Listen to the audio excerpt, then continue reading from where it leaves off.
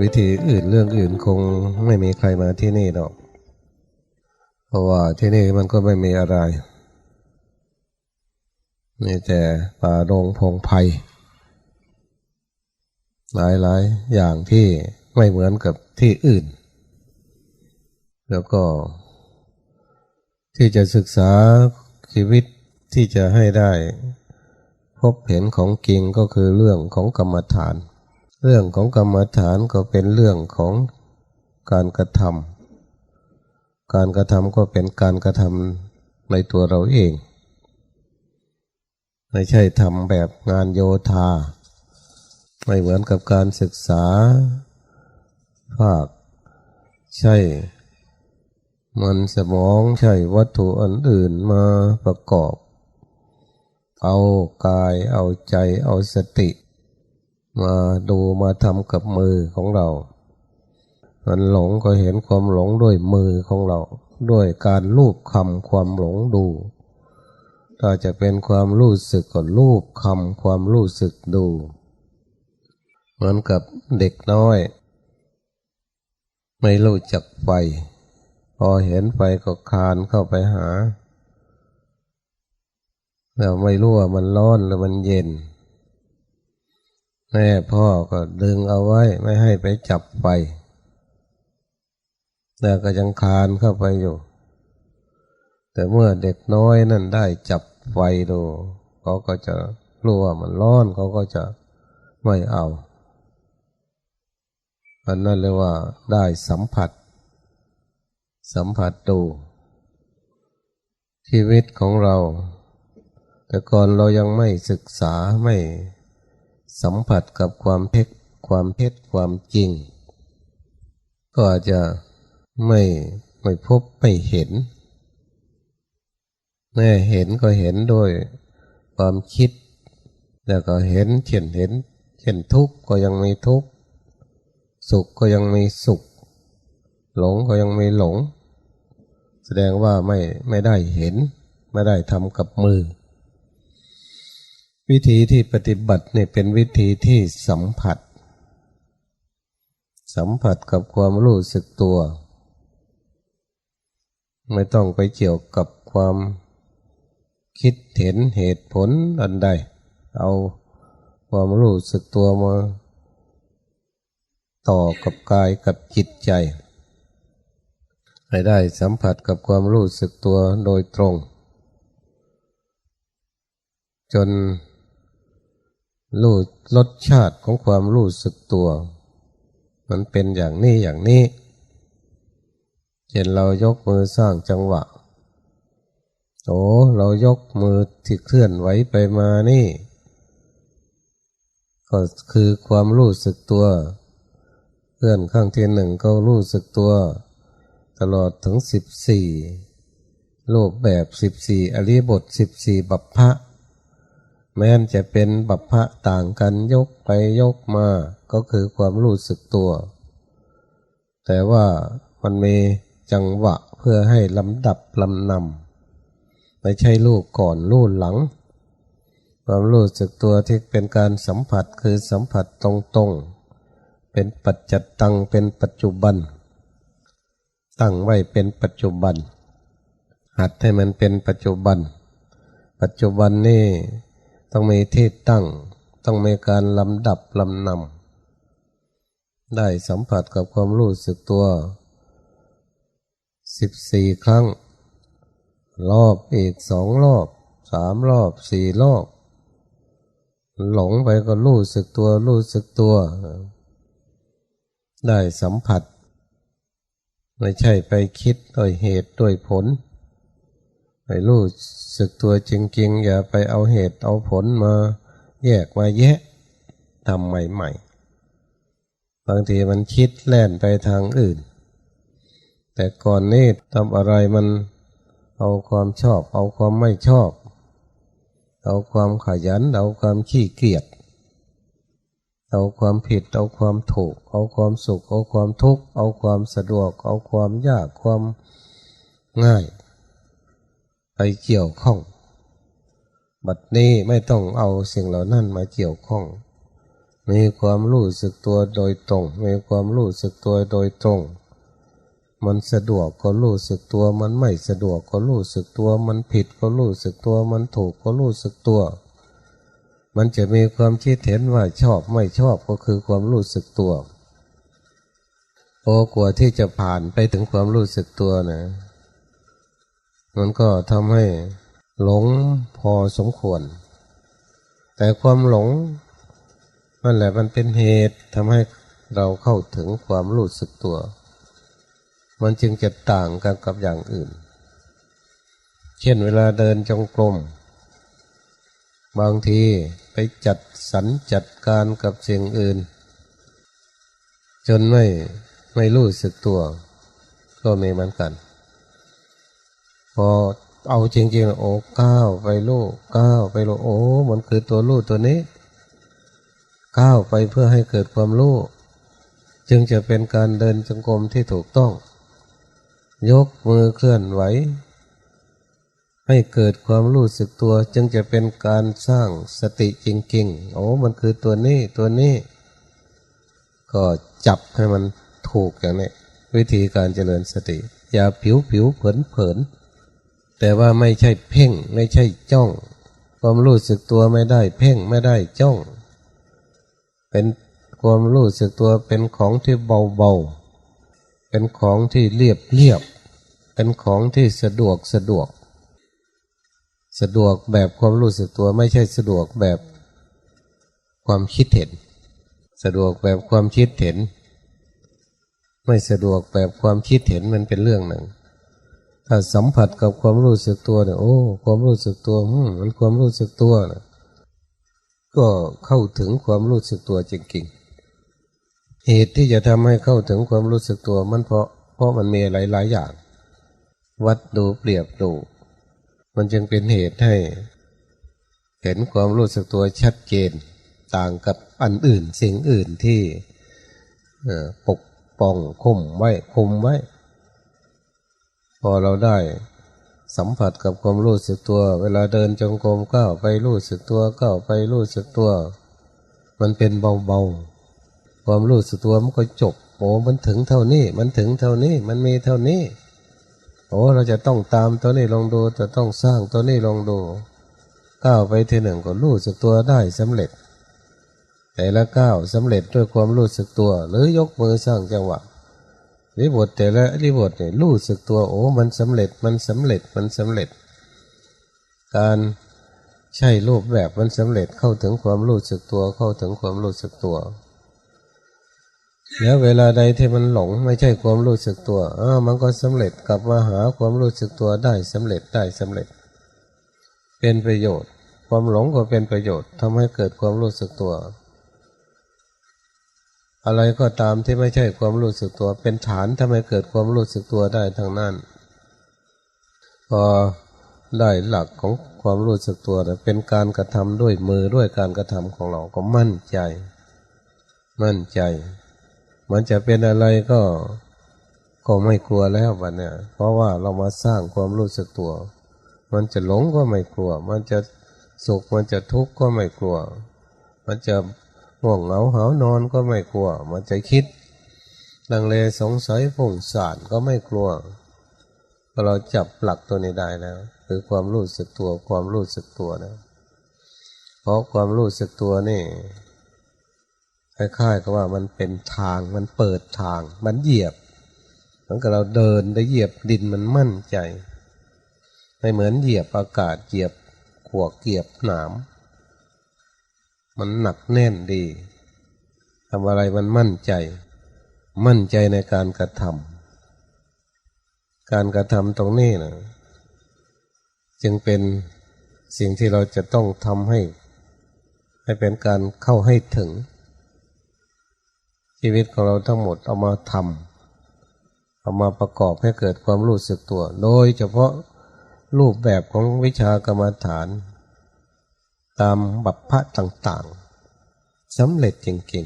ๆก็มีเท่านี้จริงๆชีวิตเราเพื่อการนี่โดยตรงเพื่อความรู้สึกตัวเพื่อความรู้สึกตัวไม่ได้เพื่ออย่างอื่นก็เพื่อการนี้ความหลงก็เพื่อความรู้สึกตัว ความอะไรก็ตามมันคือความรู้สึกตัวความรู้สึกตัวเป็นตัวเฉลยเพราะมันเป็นธรรมที่สุดสัมผัสแล้วแต่สัมผัสกับสิ่งที่ไม่ใช่ความรู้สึกตัวมันก็เปลี่ยนไปเองมันเปลี่ยนเป็นความรู้สึกตัวไปเองเหมือนเด็กน้อยจับไปมันก็วางไปเองถ้าไม่จับไม่ถูกไปไม่ธรรมดาจับสิ่งจับของอันไหนที่มันสัมผัสได้มันก็สัมผัสอันไหนที่มันสัมผัสไม่ได้มันก็ไม่สัมผัสอันนี้มันเป็นภาคปฏิบัติถ้าจะเปรียบความรู้สึกตัวเหมือนเด็กที่ยังเกิดใหม่ๆกำลังหายใจละเอียดกำลังปรับลมหายใจละเอียดลมหายใจที่ละเอียดถ้าหายใจไม่เป็นมันก็อาจจะร้องไห้ไปเวลามันหายใจไม่เป็นอาจจะร้องไห้ไปสังเกตดูถ้ามันหายใจเป็นมันหายใจละเอียดมันหายใจถูกต้องสำเร็จแล้วก็ค่อยหายใจไปค่อยหายใจไปเหมือนก็ได้ชีวิตขึ้นมาความรู้สึกตัวมันก็ให้ชีวิตเรามันไม่เป็นอะไรมันพอดีเกี่ยวข้องกับสิ่งใดมีความรู้สึกตัวเกี่ยวข้องกับสิ่งใดมีความรู้สึกตัวความเป็นจริงมันต้องเป็นอย่างนี้เห็นกายก็เห็นกายจริงๆกายที่มันแสดงออกอะไรก็รู้จริงๆรู้เท่ารู้ทันโดยเฉพาะวิธีกรรมฐานบัพพะที่เราสร้าง14จังหวะมันก็เหมาะเจาะเหมาะสมที่จะเอามาผลิตความรู้สึกตัวไปเรื่อยๆไปเรื่อยๆมีขึ้นเรื่อยๆชำนาญขึ้นเรื่อยๆเพราะความรู้สึกตัวกับกายมันก็เป็นของจริงความรู้สึกตัวที่เกิดกับจิตมันก็เป็นของจริงอยู่บนฐานของความจริงอยู่บนฐานของความเท็จแม้กายมันจะมีความเท็จเมื่อจิตใจมันจะเกิดความเท็จอะไรที่มันปรุงแต่งมันก็รู้สึกตัวนะ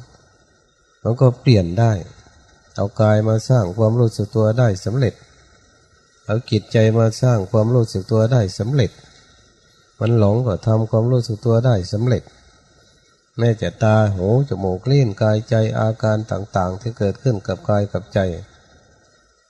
เป็นฐานของความรู้สึกตัวได้สำเร็จมันก็ไม่เอาความหลงมันก็ได้ช่องได้ทางสัมผัสกับกายโดยความรู้สึกตัวจริงๆมันก็ไปเห็นความเท็จของจริงของกายของจิตเห็นเป็นรูปธรรมเห็นเป็นนามธรรมเห็นเป็นรูปธรรมเห็นเป็นนามธรรมมันก็ย่อลงมาย่อจากสิ่งหลายๆอย่างที่มันเกิดขึ้นเมื่อสมัยเราทำใหม่ๆความลังเลสงสัยความง่วงเหงาหานอนความคิดพุ่งซ่านพยาบาทราคะที่มันเกิดขึ้นนึกว่าตัวว่าตนพอดูไปโอ้มันเป็นรูปมันเป็นนามรูปมันเป็นอย่างนี้นามมันเป็นอย่างนี้มันรู้อะไรได้มันคิดอะไรได้หรือว่านามเพราะมันมีรูปเอารูปไปทำให้เกี่ยวข้องกับนามเอานามไปทำให้เกี่ยวข้องกับรูปกับนามบางทีเนี่ยแต่ก่อนเรายังไม่รู้มันเบียดเบียนกัน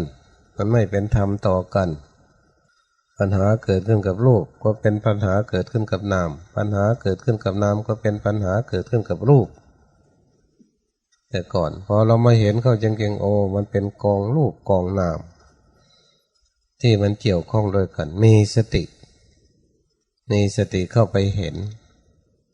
อาการที่เป็นของรูปอาการที่เป็นของนามธรรมชาติที่เป็นกองของรูปธรรมชาติที่เป็นกองของนามเป็นระเบียบกองรูปกองนามเป็นระเบียบเป็นธรรมต่อกันสนับสนุนให้เกิดประโยชน์ทำดีได้สำเร็จละความชั่วได้สำเร็จเพราะมันมีรูปมีนามแต่ก่อนนี่ทำชั่วได้สำเร็จเพราะมันมีรูปมีนามเป็นทุกข์ได้สำเร็จเพราะมันมีรูปมีนามความโกรธก็ได้สำเร็จเพราะมันมีรูปมีนามอันนี้ละความโกรธได้สำเร็จเพราะมันเป็นรูปมีนามละความทุกข์ได้สำเร็จเพราะมันเป็นรูปเป็นนามมันก็กลับไป ปฏิบัติก็คือกลับเปลี่ยนมันเปลี่ยนมันก็มั่นใจเข้าถึงความเท็จความจริงเห็นความเท็จก็ไม่ต้องไปถามใครเห็นความจริงก็ไม่ต้องไปถามใครความเท็จความจริงมันบอกเกิดขึ้นกับรูปเกิดขึ้นกับนามความไม่เที่ยงความเป็นทุกข์เกิดขึ้นกับรูปกับนามความไม่ใช่ตัวตนเกิดขึ้นกับรูปกับนามความจริงก็คือความไม่จริงก็มีความจริงเป็นของไม่จริงเช่นความโกรธมันก็มีอยู่จริงแต่ว่ามันไม่จริงแต่ก่อนเราก็ไปเอาจริงกับของไม่จริงเวลามันโกรธก็แสดงถึงความโกรธเต็มที่ทั้งที่มันไม่จริงเราก็ไปถือว่าเป็นของจริงความทุกข์ทั้งที่มันไม่จริงก็ไปถือว่าเป็นของจริง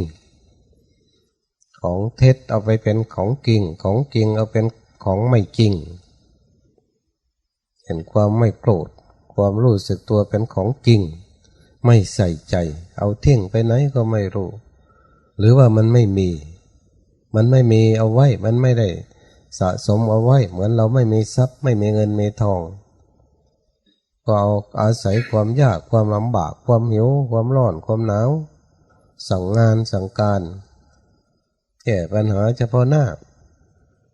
จนเกิดโจรเกิดขโมยเกิดการข่มขืนก็เพิ่มความหลงเข้าไปเรื่อยๆปัจจุบันมันเพิ่มความรู้เข้าไปเรื่อยๆเห็นของเท็จของจริงที่เกิดขึ้นกับรูปกับนามตามความเป็นจริงเมื่อเห็นอย่างนี้ก็เกิดพลังแห่งกระบวนการยุติธรรมเกิดศีลเกิดสมาธิเกิดปัญญาขึ้นมาศีลก็ช่วยให้เกิดความหนักแน่นมั่นคงสมรวมลงเองผู้มีสติสัมปชัญญะก็เกิดการสำรวมอายตนะลงไปเองแน่แต่ได้ยินทางหูได้กลิ่นทางจมูกได้สัมผัสกับรสกับลิ้นได้สัมผัสกับกายกับจิตใจที่คิดอารมณ์ปรุงแต่งถ้าคนมีสติก็สำรวมมันฝึกไปหลายๆทางมันรอบไปได้หลายอย่างความรู้สึกตัวมันรอบมาทางไหนก็รอบไปแล้วเหมือนแมงมุมที่มันขึงใยเอาไว้อะไรมาสัมผัสทางไหนมันรอบรู้มันก็ไปเกี่ยวข้องแล้วมันก็มาอยู่ตรงกลางใหญ่ของมันส่วนกลางที่จะต้องรอบรู้ความรู้สึกตัวนะมันก็เกิดการสำรวมอายตนะลงเองมั่นคงไม่หวั่นไหวเพราะตาเพราะหูเพราะรูปเพราะรสเพราะกลิ่นเพราะเสียงแต่ตาหูจมูกรสรูปรสกลิ่นเสียงสร้างให้เป็นฐานความมั่นคงเพราะมันสนับสนุนให้เกิดความมั่นคงก็หนักแน่นเป็นศีลขึ้นมาศีลก็ช่วยนะมันช่วยหลายพลังงานที่เกิดความเข้ามาร่วมกันเกิดกระบวนการยุติธรรมต่อกายต่อจิตได้เกิดความเป็นธรรมต่อกายต่อจิตต่อชีวิตเราสมาธิก็หนักแน่นไม่งอนแง่นคลอนแคลนมีน้ำหนักสติมีน้ำหนักเหมือนมีดมีน้ำหนักมีคมตัดความหลงก็ขาดไปเลยตัดความโกรธก็ขาดไปเลยสมาธิไม่หยาบทำลายความโลภความโกรธความหลงเนี่ยไม่หยาบฉันอดไม่ได้ฉันอดไม่ได้ฉันทนไม่ได้ไม่มีเป็นความง่ายละความชั่วเป็นความง่ายทำลายความโกรธความโลภความหลงเป็นความง่ายเป็นกีฬาเป็นศิลปะเหมือนมีจอบไปดายหญ้าตอกจากต้นไม้ที่เราปลูกเอาไว้ออกจากไร่มันไร่อ้อยที่เราปลูกเอาไว้มันก็เป็นของที่ทำให้เกิดประโยชน์การทำลายความโลภความโกรธความหลงเป็นประโยชน์ให้เบาให้บางลงเป็นประโยชน์ต่อรูปต่อนาม แต่ก่อนรูปนามเอามาผิดความโลภความโกรธความหลงพอมีสติแล้วดายออกทำให้ศีลให้สมาธิให้ปัญญางอกงามขึ้นไปเรื่อยๆเกิดอานิสงส์ทันตาล่วงพ้นภาวะเก่าๆล่วงพ้นภาวะเก่า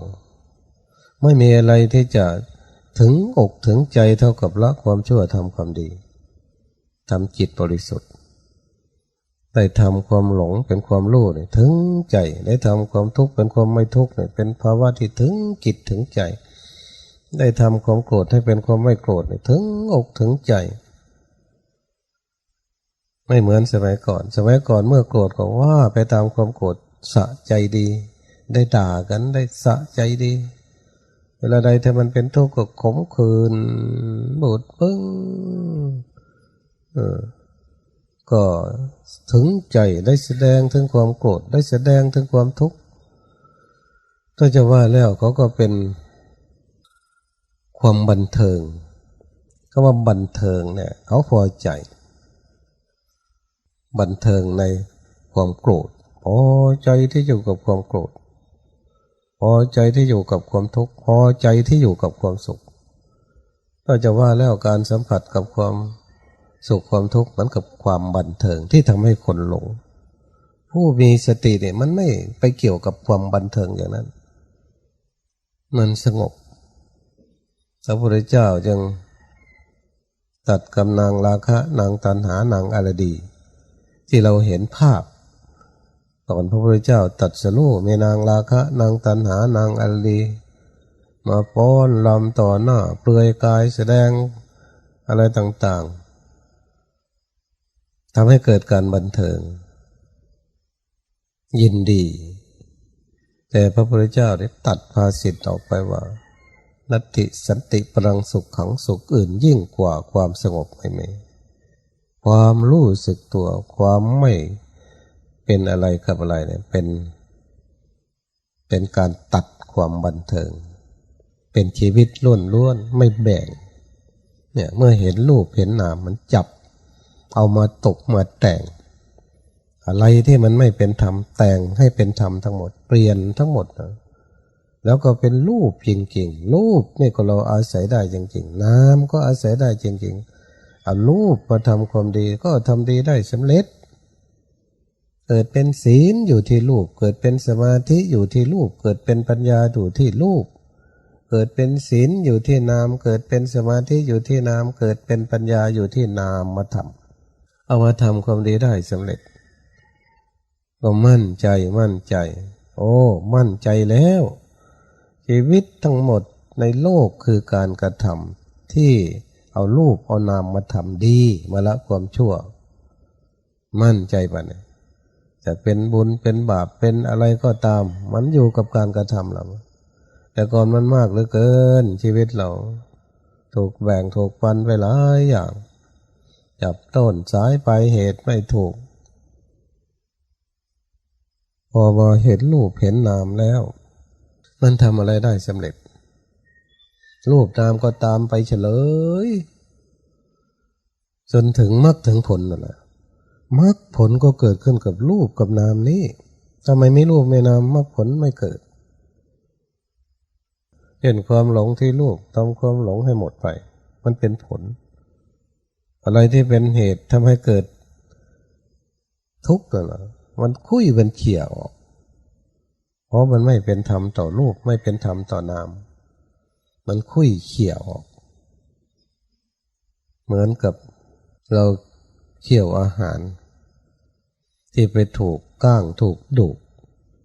มันคุยเขี่ยออกมันไม่กลืนมันธรรมวิจยะมันหลายอย่างที่แรงสนับสนุนมันได้ความสมบูรณ์แบบชีวิตที่สมบูรณ์แบบที่จะทำให้ไม่มีปัญหาสิ่งที่ทำให้เกิดปัญหาเนี่ยมีหลายอย่างสมบูรณ์แบบพลังแห่งสร้างคุณธรรมหลายอย่าง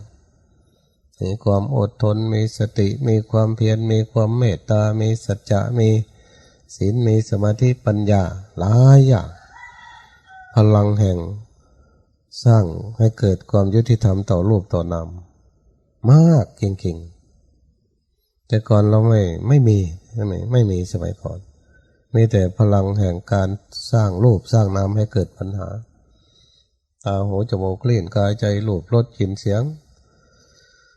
อารมณ์ต่างๆความโกรธความโลภความหลงความรักความชังความยินดีความยินร้ายมันไปเสียทางโน้นสมัยก่อนมันไหลไปทางโน้นพอมาตั้งหลักได้มันก็ไหลมาทางนี้มันอุดมสมบูรณ์ชีวิตก็เกิดความอุดมสมบูรณ์ในศีลในธรรมขึ้นมานี่วิธีปฏิบัติธรรมวิชากรรมฐานเนี่ยมันเป็นอย่างนี้มันเป็นการสัมผัสที่ถึงอกถึงใจทำความดีได้สำเร็จละความชั่วได้สำเร็จชีวิตมันก็สำเร็จแล้วไปทำอะไรมันก็จะสำเร็จเหมาะแก่การงานแล้วบัดเนี่ยเหมาะแก่การงานแก่หน้าที่ใช้อะไรก็ใช่ถูกพอเหมาะพอสมแล้วก็ไม่มีอะไรที่กระตือรือร้นที่จะมาบอกความจริงแต่ผู้ต่อคนชีวิตขอใช้ชีวิตในรูปทางนี้เนี่ยมันก็ไปทางนี้บัดเนี่ยถ้าได้พูดความจริงถ้าได้พาทำถ้าได้บอกถ้าได้แสดงออกขนขวายมาบอกมาสอนมาอะไรต่างๆเกิดขึ้นมาไปทางนี้บัดเนี่ยแต่ก่อนมันไปเข้าลกเข้าพงยินดียินร้ายพอใจเสียใจสุขทุกข์ทำไมเราจึงจะไปอยู่กับโลกแบบนั้นมันโลกแบบนั้นมันทับถมมันปกปิดพอมารู้เรื่องกรรมฐานล่วงพ้นภาวะเก่าข้ามล่วงไปแบบนี้มันก็กระตือรือร้นที่จะมีกำลังมีศรัทธาเต็มโดยความเมตตากรุณาแต่ก่อนอาจจะรักแต่พ่อแต่แม่แต่พี่แต่น้องบุตรภรรยาสามีของตน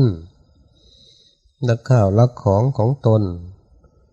พอมันเกิดจากนี้ขึ้นมามันก็รักแม้กระทั่งเม็ดหินเม็ดทรายรักความเป็นธรรมรักทุกชีวิตอย่างพระพุทธเจ้าเรียกมหากรุณาธิคุณมหากรุณาธิคุณผู้ที่มาเห็นรูปเห็นนามนี่เกิดอาการอย่างนี้เพราะว่ามันพ้นทุกข์พ้นยากมันพ้นความปัญหาต่างๆออกมาได้มันหลุดออกมาได้แล้วก็เห็นเราที่มันเป็นอย่างไงก็เห็นคนอื่นเป็นอย่างนั้นเห็นคนอื่นเป็นอย่างนั้นมันก็มีสูตรอันเดียวมันก็มีเท่านี้มันมีสูตรเรื่องเดียวเท่านี้มันไม่มีอย่างอื่นมันก็สรุปชีวิต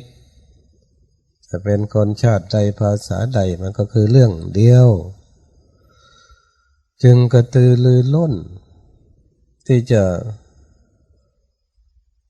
ขนขวายขนส่งให้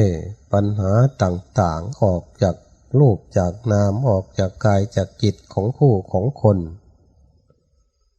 เป็นการรีบด่วนสักหน่อยนึงเป็นการรีบด่วนแต่นั่นก็ยังทำไม่ทันทั้งที่ทำอยู่ก็ยังทำไม่ทันไม่ได้ช่วยหลายอย่าง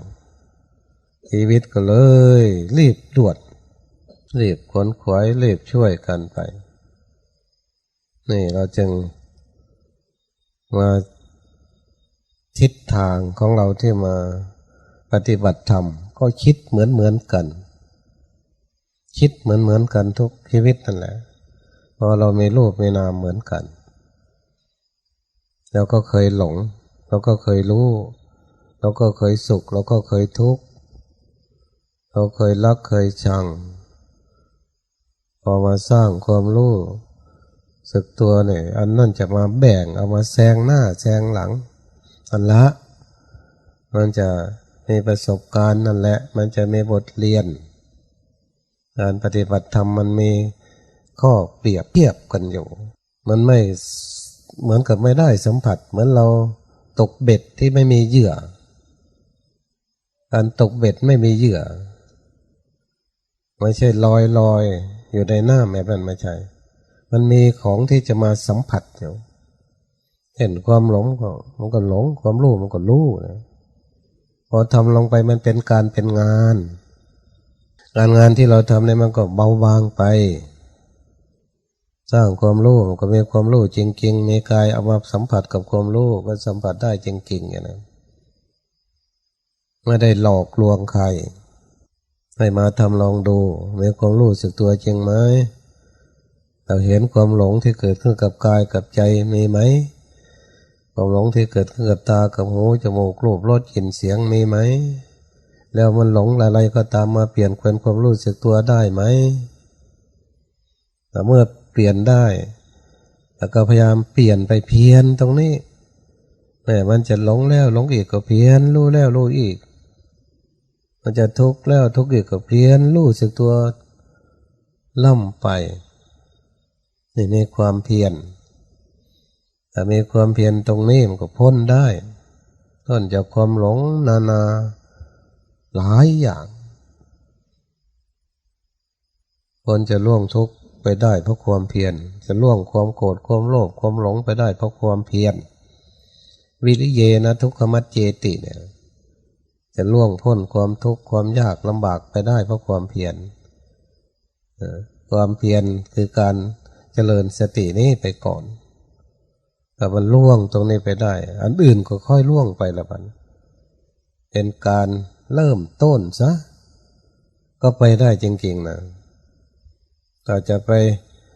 ทำงานก็ทำงานชอบที่เกิดจากที่เกิดจากรูปจากนามที่พ้นปัญหาแล้วมันก็เกิดการงานชอบขึ้นมานี่คือจุดมุ่งหมายที่เรามาที่นี่ผมเองก็ประสงค์อย่างนี้พวกเราก็ประสงค์อย่างนี้ให้มาศึกษาของจริงแล้วก็สิ่งเหล่านี้ไม่มีใครช่วยเราได้เราก็เป็นกัลยาณมิตรนี่พาถึงมรรคถึงผลนะแต่ว่าถ้าใครช่วยเราไม่ถึงมรรคถึงผลถ้าเป็นเพียงกัลยาณมิตรเนี่ยพาให้ถึงมรรคถึงผลกัลยาณมิตรก็คือนี่แหละมาสร้างสติด้วยกันอย่างนี้มาบอกมาพูดด้วยกันแล้วก็เห็นอันเดียวกันโอ้เพื่อนเรานั่งอยู่กติหลังโน้นก็คงง่วงเหมือนเราเพื่อนเรานอนอยู่ตรงโน้นก็อาจจะคิดกลัวเหมือนเราอาจจะคิดทุกข์เหมือนเราเหมือนกันสำหรับผู้ปฏิบัติโอ้หลวงพ่อเทียนอยู่กติหลังโน้นโอ้หลวงพ่อเทียนเป็นครูของเราเนาะหลวงพ่อเทียนคงเห็นเรื่องนี้แหละเนาะหลวงพ่อเทียนคงผ่านเรื่องนี้ไปได้เนาะก็มีกำลังใจครูบาอาจารย์ที่มีอีกเคยบอกเคยสอนเราโอ้ท่านก็คงเห็นเรามาบอกเราโอ้มันก็จริงเหมือนท่านบอกเวลาใดมันหลงก็รู้สึกตัวซะท่านก็บอกโอ้ท่านก็รู้เรื่องนี้เนาะมองไปทาง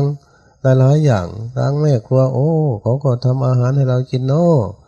โอ้ญาติโยมเขากำลังจะใส่บาตรให้เราเนาะไปเป็นทบาทโปรดญาติโปรดโยมบางทีเขายังไม่ได้คิดที่จะใส่บาตรพอเห็นเราไปก็คิดถึงพระบิณฑบาตก็คิดเห็นก้อนข้าวเอาข้าวมาใส่บาตรโอ้เขาก็ได้โอกาสถ้าเขาไม่เห็นเราเขาก็ไม่ได้โอกาสโอ้มันดีเนาะไม่ใช่เราไปขอทานเขาเราเดินไปบิณฑบาตไม่สวมรองเท้าโอ้เราก็หัดเราดีเนาะแต่ก่อนเนี่ยรองเท้าอ่อนบอบบางพอเดินที่แรกเนี่ยวางรูปวางองค์น้ำตาร่วงนะพอเดินไปเดินมาก็เดินได้แล้วก็ฝึกไปฝนตกเปียกลงมาบ้างไม่เป็นไรหนาวบ้างร้อนบ้างเคยได้สัมผัสความยากเคยได้สัมผัสกับความสะดวกสบายเราก็ลุยได้ทั้งสองอย่างการลุยได้ทั้งสองอย่างมันเป็นความเข้มแข็งมันเป็นบทเรียนเป็นประสบการณ์นี่คือกัลยาณมิตรไปบิณฑบาตก็ไม่ใช่เราคนเดียวเพื่อนก็เดินตามหลังเราไปเดินออกหน้าเราไปเราก็เจ็บเท่าเหมือนกันเพื่อนก็เจ็บเท่าเหมือนกันเห็นเพื่อนเดินหยอกแกกโอ้เราก็เดินหยอกแกกเกิดสนุกหัวเราะไปเลย ไม่ใช่เราทุกข์คนเดียวเนาะนี่กัลยาณมิตรเนี่ยมันพาถึงมรรคถึงผลเหมือนสมัยครั้งพระพุทธเจ้ามีเหล่าพระสาวกทั้งหลายที่อยู่ร่วมกันขนขวายอุ่นอกอุ่นใจเวลาขบลาฉันก็ได้ฉันเหมือนกันอาหารวางไว้บนถ้วยบนชามลักษณะการฉันมีบาตรมีช้อนไปตักเอาอะไรที่พอที่จะเลือกสำหรับสุขภาพร่างกายเราหลวงพ่อก็เลยสัตหามาขอฉันข้าวต้มสัก2-3 วันเนาะ